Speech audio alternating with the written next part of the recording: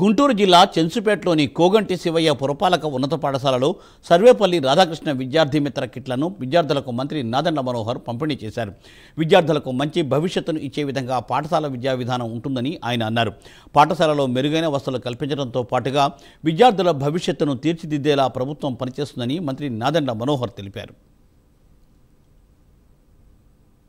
నేను చాలా కొంచెం సుదీర్ఘంగా మాట్లాడతాను. ఈసారి ఎంతో ఆవేదనతోటి జగన్మోహన్ రెడ్డి గారు ముఖ్యమంత్రిగా ఉన్నప్పుడు ఏ విధంగా బిడ్డల్ని మోసం చేసి జగనన్న విద్యా కిట్లని ఆ రోజున వాళ్ళు పంపిణీ చేశారో మీరు చూశారు. అడ్డగోలుగా ఎన్ఫోర్స్మెంట్ డైరెక్టరేటే స్వయంగా మంగళగిరిలో 100 కోట్ల రూపాయల క్యాష్ పట్టుకుంది ఆ ట్రాన్సాక్షన్.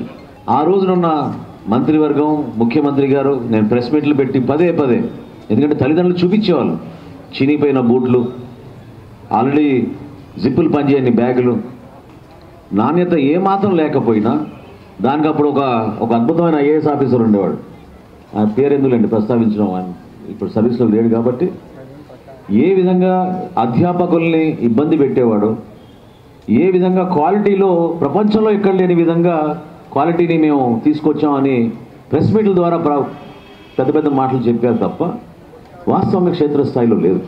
గతంలో నేను చాలా కొంచెం సుదీర్ఘంగా మాట్లాడతాను. ఈసారి ఎంతో ఆవేదనతోటి జగన్మోహన్ రెడ్డి గారు ముఖ్యమంత్రిగా ఉన్నప్పుడు ఏ విధంగా బిడ్డల్ని మోసం చేసి జగనన్న విద్యా కిట్లని